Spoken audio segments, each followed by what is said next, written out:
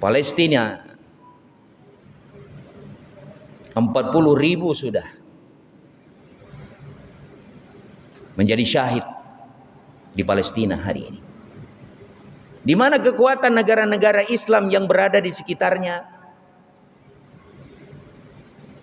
Hari ini tidak cukup dengan diplomasi, ngomong di seminar, ngomong di podium.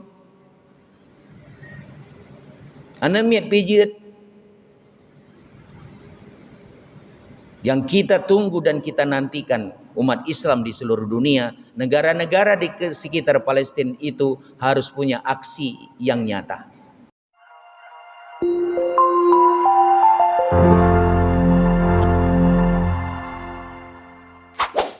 Selamat menonton dan jangan lupa di-subscribe ya. Allahu Akbar.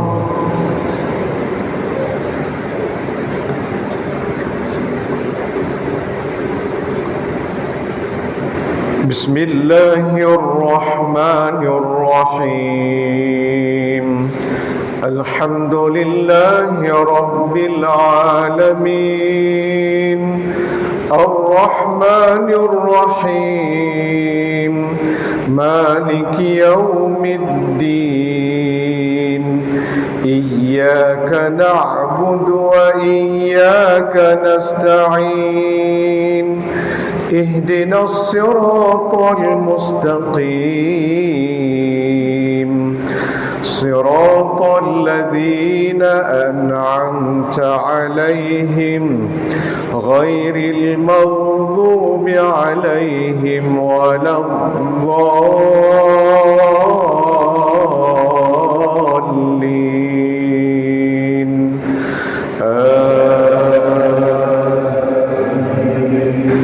يا أيها الذين آمنوا لا يسخر قوم من قوم عسى أن يكونوا خيرا منهم ولا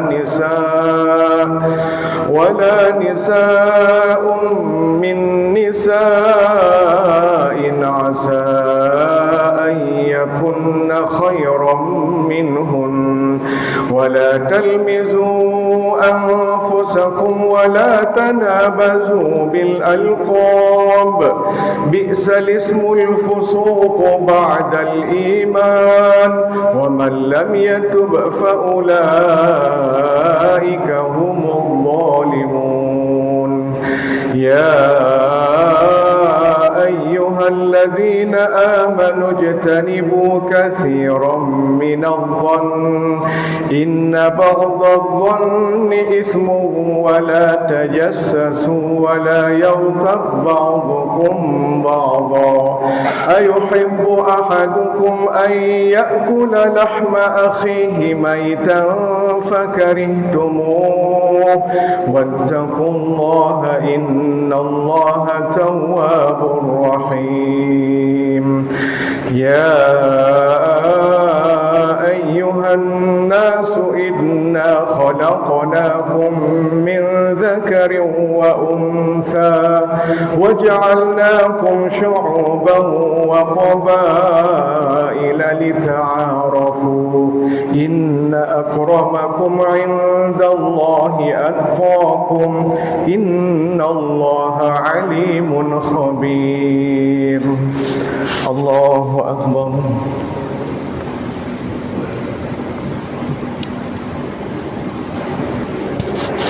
سمع الله لمن حمده.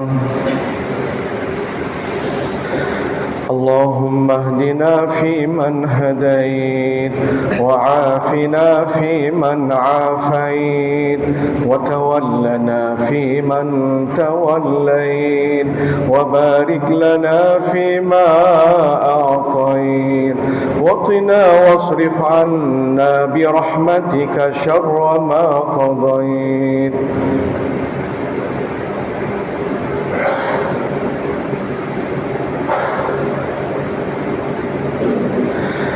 اللهم انصر إخواننا المسلمين المستضعفين في فلسطين.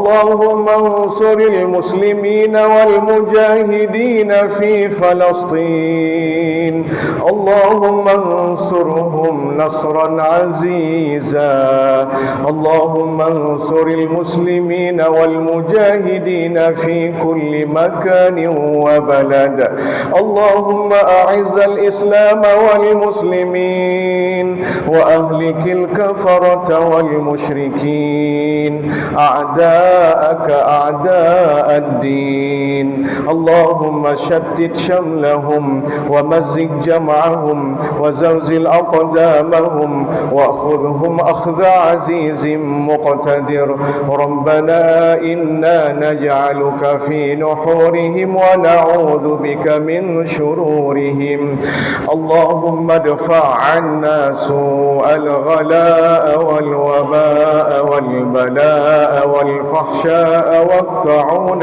والمنكر والسيوف المختلفة والشدائد والمحن ما ظهر منها وما بطن من بلدنا هذا خاصة ومن بلدان المسلمين عامة إنك على كل شيء قدير وصلى الله على سيدنا محمد وعلى آله وصحبه وبارك وسلم الله أكبر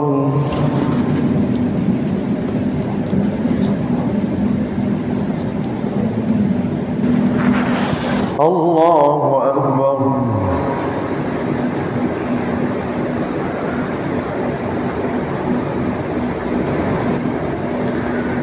السلام عليكم ورحمة الله السلام عليكم ورحمة الله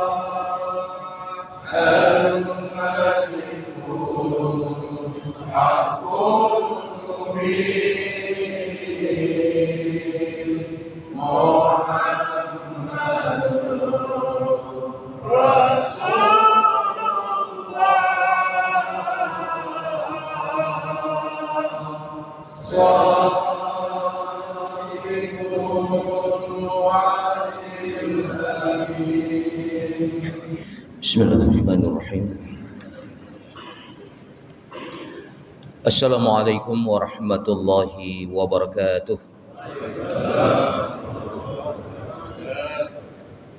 Bismillah walhamdulillah wassalatu wassalamu ala sayyidina Muhammadin ibn Abdillah wa ala alihi wa ashabihi wa man tabi'ahu wa mawalah. Amma ba'du fa ya ayyuhal hadirun wal hadirat rahimakumullah. Rabbi syrah li sadri wa yassir li amri wahlul 'uqdatam min lisani yafqahu qawli. Bapak Imam yang kami hormati, ketua dan seluruh pengurus Dewan Kemakmuran Masjid yang kami muliakan, guru-guru kami, para alim ulama, tokoh-tokoh masyarakat, handai tolan karib kerabat, seluruh jamaah Arafah yang telah berhadir. Mohon maaf tidak kami sebutkan satu persatu. Ban Mandum Gedanyo yang telah berhadir, Semoga Allah melimpahkan rahmat dan karunia-Nya kepada kita sekalian. Kita bersyukur kepada Allah Subhanahu wa taala atas limpahan rahmat dan karunia-Nya sehingga kita telah dapat berhadir di rumah Allah yang mulia ini dalam rangka kita menunaikan perintahnya, melaksanakan salat subuh secara berjamaah. Sabi-sabi senantiasa selalu kita berdoa kepada Allah agar seluruh rangkaian amal ibadah yang kita lakukan diterima Allah Subhanahu wa taala. Kemudian kita menyampaikan doa, salawat dan salam kita kepada junjungan alam Nabi besar Muhammad sallallahu alaihi wasallam, kepada keluarga dan sahabat beliau sekalian, Nabi dan Rasul yang mengajarkan kepada kita agar kita selalu menjadi umat yang terbaik. Melalui tuntunannya agar kita menjadi umat yang mulia. Syaratnya tu'minuna billah. Syaratnya adalah mengajak kepada kebaikan, mencegah kepada keburukan, dan beriman kepada Allah. Ta'muruna bil ma'ruf wa tanhauna 'anil munkar wa tu'minuna billah. Hadirin yang mulia, masih dalam suasana bulan Zulhijjah, kita menapaktilasi kembali apa yang terjadi di dalam kehidupan Rasulullah Muhammad sallallahu alaihi wasallam, sejarah perjuangan dakwah yang disampaikan oleh beliau. Tepatnya pada tanggal 10 Zulhijjah tahun ke-10 Hijriah. Di saat itu Rasulullah Muhammad sallallahu alaihi wasallam berada di kota Mina. Kalau seandainya Allah Subhanahu wa taala mengembalikan kita pada zaman itu, maka kita akan melihat secara terang, kita akan menyaksikan secara jelas Said Al-Anam, junjungan alam Nabi besar Muhammad sallallahu alaihi wasallam, di atas unta Al-Qaswa. Bilal dan Usamah di saat itu memegang kendali unta. Kemudian unta itu berjalan perlahan-lahan menuju Jamarah. Kemudian Rasulullah Muhammad sallallahu alaihi wasallam melempar jumarah itu dengan batu-batuan yang telah beliau siapkan. Setelah selesai beliau melempar, para sahabat datang kepada Rasul. Ya Rasulullah, saya melempar dulu, baru kemudian saya menyembelih. Ya Rasulullah, saya bertahalul dulu, baru kemudian saya menyembelih. Rasulullah Shallallahu Alaihi Wasallam dengan senyum yang tidak pernah luntur daripada bibirnya, beliau kemudian mengatakan, la haraj, tidak ada kesulitan bagi kalian. Rasulullah Muhammad Shallallahu Alaihi Wasallam ingin memberikan kemudahan kepada seluruh jamaah kaum muslimin yang melaksanakan haji pada tahun itu. Hadirin yang mulia, seandainya Allah Subhanahu wa taala mengembalikan kita pada zaman itu, maka kita akan menyaksikan bagaimana Rasulullah Muhammad sallallahu alaihi wasallam memotong rambutnya yang suci. Para sahabat memperebutkan rambut Nabi yang suci itu. Kita akan menyaksikan Abu Talhah Al-Ansari, beliau membagi-bagikan rambut Nabi yang suci itu kepada sahabat-sahabatnya yang lain. sang panglima perang yang terkenal, Khalid bin Walid, dengan perjuangan yang luar biasa, himpitan manusia yang berdesakan, beliau bisa melepaskan diri dari himpitan itu. Kemudian dia mendapatkan sehelai rambut Nabi, kemudian dia abadikan secara rapi. Kita juga akan menyaksikan Rasulullah Shallallahu Alaihi Wasallam menuju ke sebuah masjid yang sangat bersejarah di kota Mina. Masjid itu bernama Khif, yang masjid dengan kebijakan pemerintah Saudi Arabia setahun hanya 1 bulan saja dibuka untuk umum. Beliau melangkah ke masjid itu. Ribuan kaum muslimin sedang menanti kedatangan beliau. Kalau kita berada di sana, kita akan menyaksikan bagaimana Rasulullah Muhammad SAW dengan mulutnya yang suci, bibirnya yang bersih, menyampaikan pesan di saat itu. Ya ayuhan nas, ihfadhu qawli tanfa'u bihi ba'di. Wahai manusia sekalian,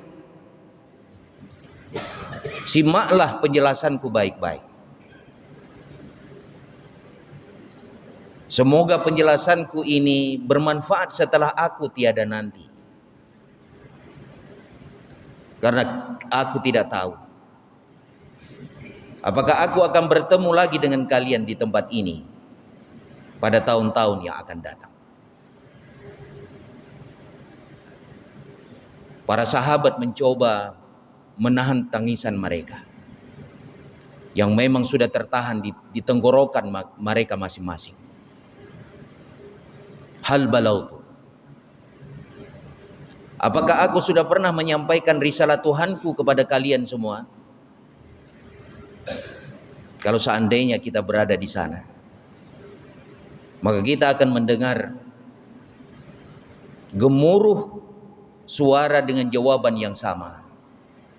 Naam ya Rasulullah, benar engkau ya Rasulullah, engkau telah menyampaikan risalah Tuhanmu kepada kami.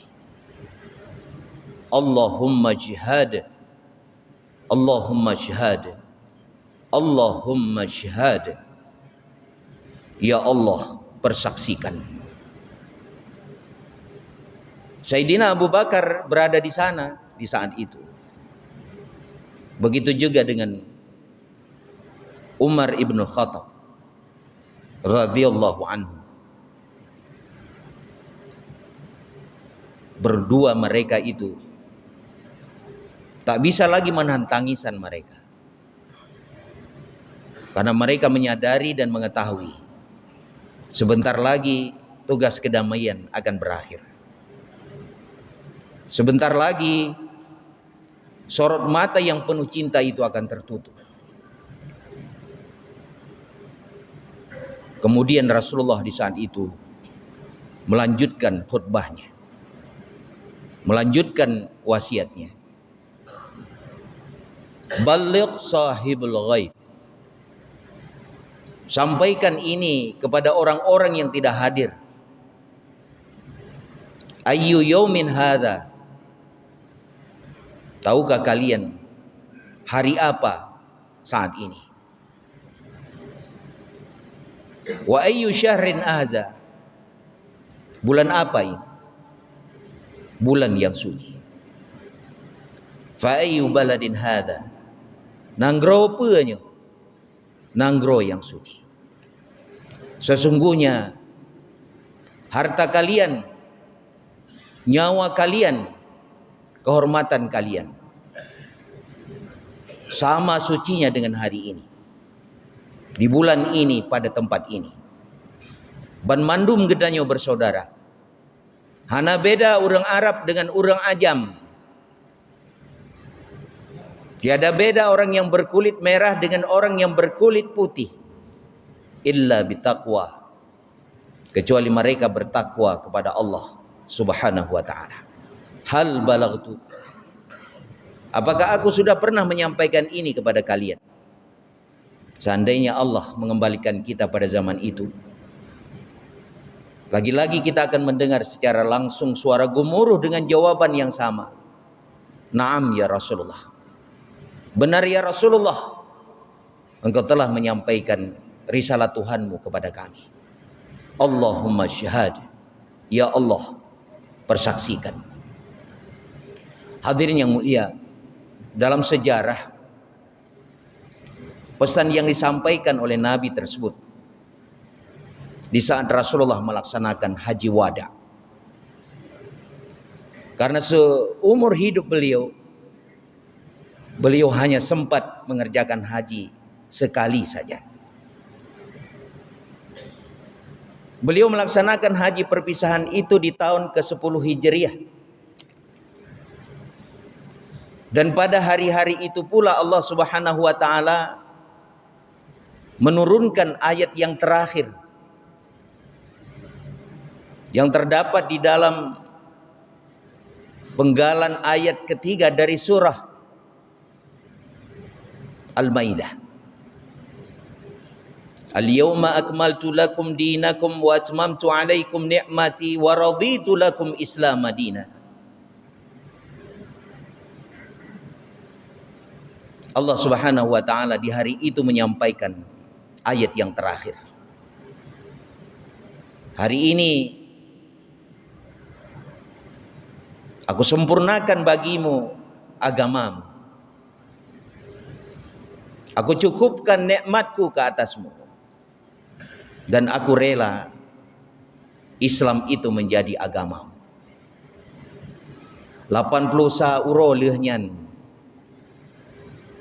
Rasulullah Muhammad sallallahu alaihi wasallam kembali kepada Allah untuk selama-lamanya. Tepat 12 Rabiul Awal tahun ke-11 Hijriah, usia beliau genap 63 tahun. Beliau kembali kepada Allah untuk selama-lamanya. Maka hadirin yang mulia, menyuruh raya Idul Fitri sebagai peletakan batu pertama bagi bangunan Islam, ditandai dengan turunnya Al-Quran di bulan suci Ramadan. Tapi urur raya Idul Adha ataupun urur raya kurban, urur raya haji sebagai peletakan batu terakhir bagi bangunan Islam. Nabi dan Rasul datang silih berganti meletakkan bata demi bata bagi bangunan Islam. Nabi dan Rasul Muhammad sallallahu alaihi wasallam datang sebagai nabi yang terakhir, meletakkan batu yang terakhir pula untuk kesempurnaan agama Islam. Agama Islam sejak Nabi Adam sampai Nabi Muhammad sallallahu alaihi wasallam disampaikan untuk sebuah risalah tauhid. Rasulullah Muhammad sallallahu alaihi wasallam telah menyempurnakan itu. Maka hana lain nabi yang terakhir kecuali Rasulullah Muhammad sallallahu alaihi wasallam. Maka hadirin yang mulia, mari kita merenungkan beberapa saja dari wasiat Rasulullah Muhammad sallallahu alaihi wasallam yang disampaikan oleh beliau pada haji wada. Banyak pesan sebenarnya yang disampaikan oleh Rasulullah di saat itu. Dan di kesempatan yang singkat ini kita akan menjelaskan 3 saja dari wasiat Rasulullah Muhammad tersebut. Perlu diketahui bahwa wasiat yang disampaikan pada tanggal 10 Zulhijjah tahun ke-10 Hijriah itu sama seperti apa yang disampaikan pada tanggal 9 Zulhijjah di saat Rasulullah Muhammad sallallahu alaihi wasallam wukuf di Arafah. Apa yang disampaikan oleh beliau di saat itu? Yang pertama, beliau menyampaikan agar umat Islam menjaga persaudaraan. Terlarang bagi kalian mencemooh saudara kaum muslimin yang lain. Terlarang bagi kalian memfitnah, mencaci maki saudara-saudara kaum muslimin yang lain. Terlarang bagi kalian memakan hak secara haram milik saudara-saudara kaum muslimin yang lain. Mencaci maki saudara kaum muslimin yang lain itu durhaka. Membunuhnya adalah kafir. Al-muslim man salimal muslimuna bilisani wa yadih. Muslim sebenarnya, kata Rasulullah, yang mampu menjaga keselamatan kaum muslimin yang lain dari gangguan lidah dan tangannya. Hadirin yang mulia, pesan ini menjadi penting bagi kita. Pesan ini disampaikan 81 hari kemudian Rasulullah kembali kepada Allah. Maka bagi kita yang hari ini mengaku cinta kepada Rasulullah, indahkan wasiat ini, amalkan di dalam kehidupan kita.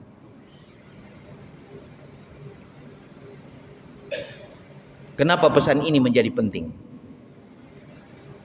Kita melihat hari ini secara global, seakan-akan kekuatan umat Islam hari ini centang perenang.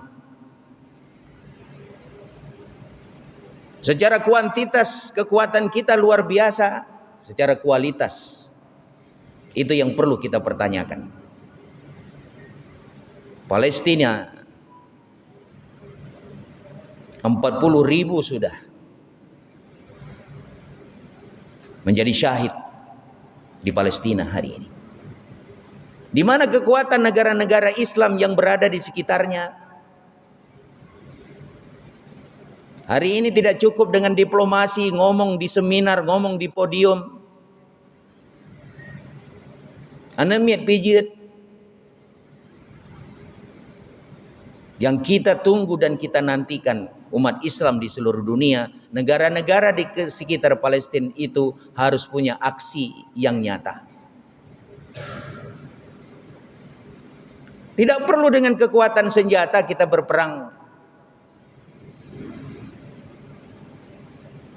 Israel laknatullah, Zionis Israel, jumlah mereka sangat sedikit, tapi mereka dibantu dan di backup oleh negara-negara besar seperti Amerika dan Inggris hari ini. Hubungan diplomasi diputuskan, embargo yang sepantasnya dilakukan oleh negara-negara di sekitar Palestina. Di tahun 70-an kita mengingat Raja Faisal di Saudi Arabia. Embargo minyak ke Eropa dan Amerika, kolab industri mereka. Hancur berantakan perusahaan-perusahaan mereka. Konspirasi dilakukan, tidak lama kemudian beliau meninggal dunia. Berani tidak negara-negara di sekitar Palestina hari ini, negara-negara Islam melakukan hal yang sama? Turki misalnya, Jordania misalnya. Stop minyak ke Amerika, stop minyak untuk Zionis, untuk negara Israel, kolab negara itu.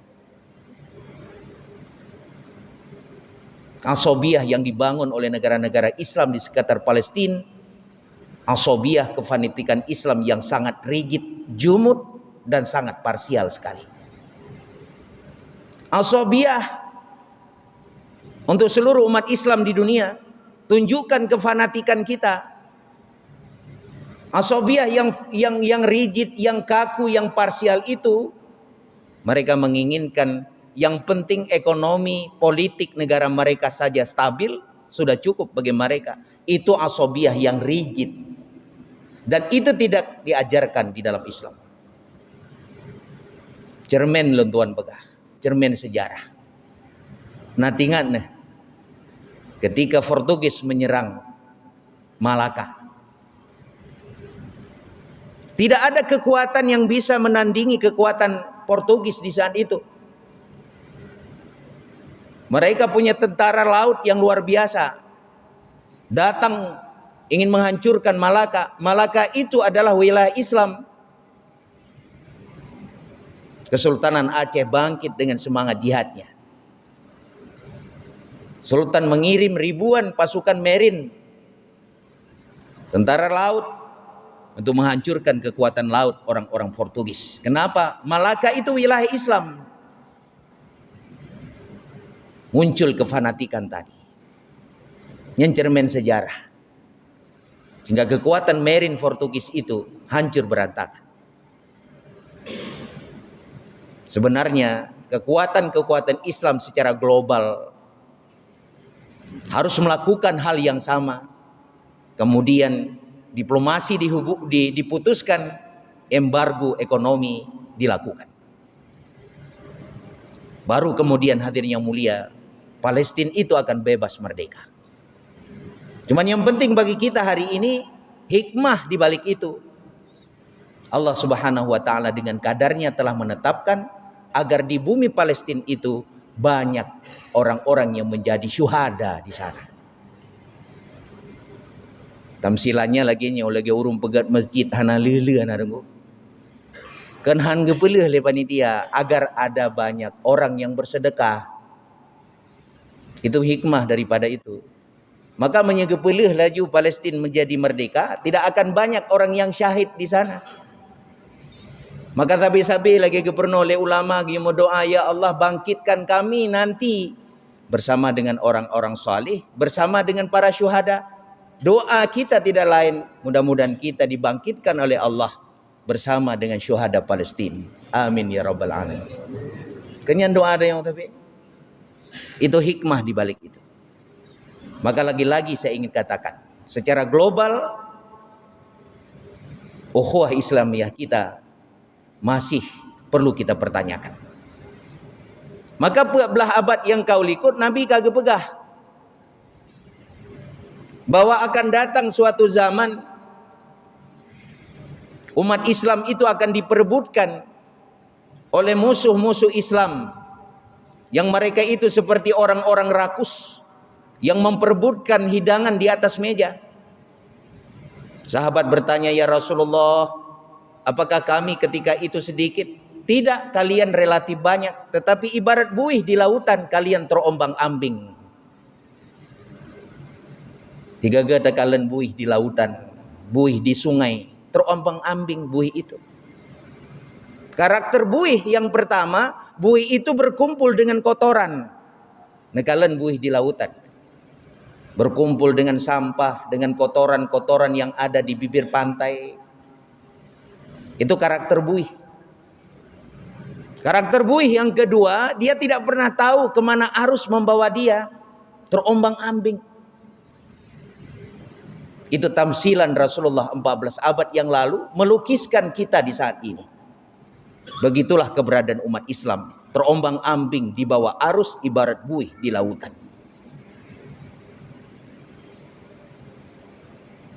Kemudian Rasulullah SAW mengatakan lagi, dihilangkan dalam hati musuh kalian itu rasa takut. Karena kita sudah menjadi buih, musuh-musuh Islam tak akan lagi takut kepada kita. Dengan sebab itu Allah cabutkan rasa takut dalam hati musuh-musuh kalian, musuh-musuh umat Islam. Kemudian dicampakkan dalam hati kalian itu wahan. Sahabat bertanya, ya Rasulullah, ma huwa wahan? Apa itu wahan? Hubbud dunya wa karahatul maut. Kalian cinta kepada dunia, takut kepada mati. Cinta kekuasaan, cinta jabatan, cinta harta, cinta keluarga yang membuat kalian takut kepada mati, tidak mau berjihad. Itulah kondisi kita hari ini. Tak terkecuali di Aceh. Takalan mbak media sosial, bahasa-bahasa anak-anak kita yang menggunakan media sosial memiriskan hati. PKI dikeluarkan dari mulutnya, sesat, kafir ketika mereka berbeda dengan dia. Hindari ucapan itu hadirin yang mulia. Itulah yang memecah belahkan kekuatan umat Islam di Aceh. Bak talah bacut lagi PKI ji. Itu bahasa-bahasa yang bisa merenggangkan ukhuwah kita. Sesat ji. Lebih-lebih ada yang mengatakan dia kafir. Kepegah oleh Nabi so yang ken kafir kepada kaum muslimin, kepada saudaranya kaum muslimin, dia yang kafir. Nyata jaga akidah hadirin yang mulia. Baik mudah kemudian kita keluarkan kata-kata kafir, sesat dan sebagainya. Lagi-lagi kata-kata dan ucapan itulah yang merenggangkan hubungan kita. Rasulullah Shallallahu Alaihi Wasallam mengajarkan toleransi, mengajarkan tasamuh. Malah Rasulullah Muhammad Shallallahu Alaihi Wasallam dengan kepemimpinan beliau di kota Madinah, beliau juga melindungi non-Muslim di sana. Rasulullah bermuamalah dengan orang-orang non-Muslim.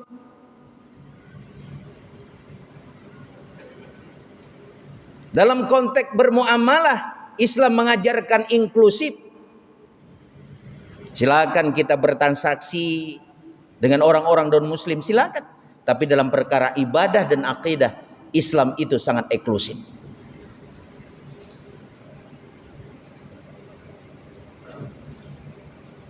Umat Islam dengan non-Muslim di Aceh itu tidak ada permasalahan. Dalam sejarah kita baca tidak pernah terjadi konflik Islam dengan non-Muslim di Aceh ini. Tapi persoalannya adalah konflik sesama kaum muslimin. Itu yang kerap terjadi di dalam kehidupan kita. Berbeda silakan, tetapi tetap dalam bingkai ukhuwah Islamiyah. Dengan sunnatullah Allah Subhanahu wa taala memang menciptakan kita berbeda-beda, tetapi dalam bingkai ukhuwah Islamiyah. Nyanka sunnatullah hadirin yang mulia, kita datang dari latar belakang yang berbeda. Kita lahir dari keluarga yang berbeda. Wajar dan patut kita berbeda. Tapi tetap dalam bingkai ukhuwah Islamiyah. November yang akan datang pilkada digelar. Pasti kita akan berbeda dalam pilihan. Tapi lagi-lagi saya ingin mengatakan beda pilihan itu silakan, tetapi dalam bingkai ukhuwah Islamiyah. Pengalaman kita pilkada-pilkada yang lalu menciri-biri kekuatan kita. Dan begitulah kehendak demokrasi. Tapi tetap dalam bingkai ukhuwah Islamiyah. Dalam keluarga, naputuh hubungan kadang-kadang melintir dengan tuan gara-gara beda pilihan. Suami dengan istri karena beda pilihan, keluarga menjadi retak. Berbeda di dalam pilihan itu kehendak demokrasi, tetapi sebagai muslim kita tetap menjaga hubungan dalam bingkai ukhuwah Islamiyah. Kemudian yang kedua, hindari tindakan kueh, hindari sifat kueh. Karena kalau hasad menyatakan dalam kamus bahasa Melayu itu hanya tidak senang dengan saudara kita yang diberikan Allah kelebihan di dalam hati tanpa aksi. Kepegang oleh sebagian ulama, kalau hanya menyangkut hati tanpa aksi itu tidak berdosa. Apa maksudnya ketika kita melihat teman kita itu diberikan kelebihan dalam hati tanyo na ta mekret kadang. Seleting tajak fikula. Kemudian seleting tajak bet jika ke anggota DPR. Na rasa kesal dalam hati. Hana tertunjukkan lewat aksi tidak berdosa. Tapi dalam kehidupan orang Aceh dengan sikap dan sifatnya itu berdosa. Kadang-kadang palak tegengan rangkem-rangkem tak peduk bak jalan. Kadang-kadang tak peduk labang bak jalan bak tempat jih lewat bubuco bahan monda, bubuco bahan motor. Kadang-kadang kotoran-kotoran di rumahnya tak taple lak lien rumah jih palak deke jih. Kesal dalam hati, menyanyian berdosa. Kemudian karena sifat kueh gitu ya, kita memfitnah saudara kita. Kita mencari kesalahannya. Itu orang-orang Kueh. Maka ingin dapat maju Aceh hadirin, hilangkan dua sifat, Kueh dan sombong. Bahkan Aceh maju-maju karena dua sifat tadi, Kueh dan sombong. Maka menyeterjemahkan Aceh, A-nya tidak ceh, hana ceceh. A, bahasa lagi agama, bahasanya A itu tidak gama, kacau. Nah, agama tidak kacau. Itu bahasa yang diterjemahkan, bahasa Sanskerta. Menyaceh menancit. A-nya tidak, ceh-nya hana ceceh. Agak lagi tapi kom dinan. Maka Aceh itu akan tetap jadi Aceh, tidak Aceh, kalau kita memiliki dua sifat tadi. Sifat Kueh dan sifat sombong. Hilangkan sifat itu, insya Allah Aceh itu akan hebat. Maka gepegah le orang zaman, orang Kueh nyan lagi biang dalam keribung. Dalam keribung kita kalian biang dia saling menjegal. Ada satu kepiting dia ingin melepaskan diri dari keranjang itu, dia jegal yang lain. Dia ingin melepaskan. Nyan adalah biang Aceh. Saling menjegal, dia ingin menyelamatkan diri dari kungkungan keranjang yang kecil itu. Kemudian kepegah lom le orang Aceh, orang Kueh nyan menyetajak disit gatih. Tak setat diikut dituh gentut. Nyan sifat orang Kueh. Letak di Aceh orangnya hadirnya mulia. Kalau orang Melayu katakan, kalau kita jalan di depan dikentuti, dijegal betis, kalau kita ikuti dari belakang dikentuti. Yang dipegang oleh orang Melayu. Maka hilangkan sifat itu. Sikap dan sifat itulah yang melunturkan hubungan kita, yang merenggangkan ukhuwah Islamiyah. Maka oleh karena itu hadirin yang mulia, jaga persatuan dan kesatuan ini. Aceh ini akan baik, Aceh ini akan bermartabat apabila dengan kekuatan-kekuatan yang ada di Aceh itu bersatu padu. Berbeda silakan, tetapi dalam bingkai ukhuwah Islamiyah. Kemudian yang kedua hadirin yang mulia, gepegal oleh Rasulullah agar umat Islam itu selalu menjaga akidah mereka. Kalau akidah kalian itu telah rapuh, maka kalian akan saling membunuh satu dengan yang lain. Apabila akidah kalian itu telah rusak, kalian itu akan saling membunuh. Janganlah kalian itu kembali kepada kekufuran setelah aku ini diutus kepada kalian. Taraktu fikum amraini, ini tasantum bihima lan tadillu abada. Kitabullah wa sunnata rasulah. Aku tinggalkan kepada kalian dua perkara. Dan apabila kalian berpegang kepada dua perkara ini, kalian tidak akan tersesat selama-lama. Al-Quran dan sunnah Rasulullah. Syariat Islam di Aceh 22 tahun kan, Bu.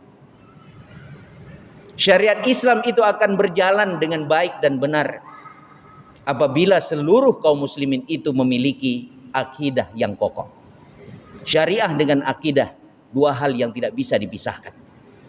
Akidah menyangkut dengan keimanan, syariah itu menyangkut ketundukan kita kepada hukum agama. Keduanya tidak bisa dipisahkan. Uronyo judi online. Padahal kitanya hanapu main judi sebagai rakyat, karena wakil kitanya kayak main judi di DPR. Nya nunggu kita rakyat pada hana perle ada main judi, karena wakil kita di DPR sudah main judi. Nah wakil draw di DPR main judi. PPATK menyatakan hampir 1.000 orang main judi. DPR RI termasuk DPRD di daerah. Man katanya sebagai rakyat kepada main judi, nah wakil draw di DPR. Menurut informasi tadi akan dibongkar nama menjelang pilkada nanti siapa yang main judi. PPATK sudah menjelaskan itu. Membayangkan 600 triliun dalam 2024 ini uang berputar dalam judi online. Membayangkan apa yang terjadi dengan kita hari ini, terutama di Aceh. Baru-baru ini ditangkap anak-anak kita Kita dorong penegakan hukum, kanun jinayah yang terbukti meyakinkan dan sah meyakinkan, mereka itu akan dicambuk 12 kali atau 120 gram emas sebagai denda atau 12 bulan penjara. Namun persoalannya bukan penegakan hukum. Praktek judi yang hari ini terbukti begitu merajalela di Aceh mencederai Aceh sebagai negeri syariah. Betul ya lagi lompega? Kan masalah penegakan hukum. Kita mendukung upaya aparatur hukum hari ini untuk penegakan hukum di Aceh, tapi bukan masalah itu. Hari ini dengan praktik online, judi online yang merajalela di Aceh mencederai Aceh sebagai wilayah syariah. Ada apa dengan Aceh hari ini? Belum lagi kita membongkar kasus-kasus yang terkait dengan narkoba. Luar biasa. Nah, praktek narkoba berosa. Mereka itu pesta narkoba di sebuah kafe di Banda Aceh, di wilayah Kecamatan Meraksa. Pengawasan perlu ditingkatkan, dimaksimalkan di Aceh, terutama di kota Banda Aceh. Dengan kewajiban pemerintah kota, kewajiban imam mukim, kewajiban kepala desa, pengawasan dilakukan. Kita semua bertanggung jawab secara kolektif dengan syariat Islam. Pemerintah bertanggung jawab, orang tua bertanggung jawab, termasuk lembaga pendidikan bertanggung jawab. Buat himbauan tidak hanya masalah batas waktu, jangan di kafe pukul 12 malam. Putuskan wifi di kafe-kafe. Yang negala nuronyo anemit gedanyo di kafe. Itu rata-rata mereka itu anak SMA. Cari barang gratis itu kesukaan mereka. Hanapu blow paket dijak bak kafe yang disediakan wifi, di sana mereka main game, dia habiskan waktu di kafe, di mana di sana ada layanan gratis wifi. Pemilik kafe, pemerintah juga berikan himbauan agar pemilik kafe tidak lagi menggunakan wifi. Gedanyo na paket ro teh menyedajak bak warung atau bak kafe-kafe, tidak perlu wifi gratis. Maka ke depan kita mendorong pemilik kafe sekalipun juga harus dihukum karena mereka itu memfasilitasi judi online dan praktek-praktek maksiat yang lain. Kalau kita sepakat, sampaikan kepada pemerintah agar cabut izin usaha mereka. Kalau seandainya mereka melanggar himbauan pemerintah itu, behan gitu ya. Maka sekali lagi hadirin yang mulia, tanggung jawab kita bersama demi menyelamatkan Aceh hari ini. Kiban Islam 15 tahun yang akan datang, cermennya hari ini. Anak-anak gedanyo hadirin yang mulia. Maka tabe-tabe lentuan pegah hadirin yang mulia. Belajar, ajarkan mereka ilmu agama. Kita salah mengurus anak dan mendidik. Kita dorong mereka mengejar prestasi dunia, jadi dokter, jadi politisi, jadi insinyur, tapi lupa kita mengajarkan agama bagi anak-anak kita. Tanamkan dulu perkara akidah, tanamkan dulu perkara tauhid, ajarkan fikih syariah, pagari kehidupan mereka dengan akhlak tasawuf, kemudian dorong mereka mengejar prestasi dunia. Jadi dokter kamu nak, jadi insinyur kamu nak, jadi politisi, jadi polisi, jadi tentara kamu nak, tapi mereka sudah punya bekal ilmu agama mereka. Maka itulah kehidupan kita nanti. Kalau hari ini generasi kita adalah generasi yang memiliki akhlakul karimah, generasi Qur'ani, begitulah Islam 10-20 tahun yang akan datang insya Allah. Maka sekali lagi saya ingin mengatakan satu ucapan ulama, Syekh Muhammad Ismail, dalam Fiqh Islam beliau mengatakan, di mana ada syariat Islam, disitulah ada kemaslahatan. Kemudian yang ketiga dan ini yang terakhir, Rasulullah menyampaikan wasiatnya kepada suami muslim, khusus kepada suami muslim. Kepegali Nabi bak masanya, wahai suami muslim, kalian itu punya hak atas istri kalian. Begitu pula istri kalian punya hak atas diri kalian. Hak kalian atas istri kalian terlarang bagi istri kalian memasukkan lelaki-lelaki lain ke rumah kalian tanpa seizin kalian. Kalau mereka itu berbuat keji, berikan pendidikan dan pembinaan bagi mereka. Seandainya mereka mengulangi perbuatan yang sama, pukul mereka dengan pukulan yang tidak menyakitkan. Kalau mereka adalah orang-orang yang taat kepada Allah, cukupkan segala kebutuhan bagi mereka. Karena mereka itu amanah Allah dan wajib bagi kalian menjaga amanah itu. Berbuat baiklah kalian kepada istri-istri kalian. Kemudian Nabi kepegah dalam penghujung wasiatnya, lelaki yang mulia yang memuliakan istrinya, kemudian lelaki yang hina yang menghina dinakan istri-istrinya. Jadi oleh karena itu hadirin yang mulia, pesan-pesan yang disampaikan oleh Rasulullah tersebut menjadi penting bagi kita. Kita mengindahkan pesan itu, dan yang sangat penting kita menjalankan di dalam kehidupan kita. Maka berbahagialah hati Rasulullah Muhammad SAW kalau kita sebagai orang yang mengaku cinta kepada Rasulullah menjalankan seluruh wasiat-wasiat beliau.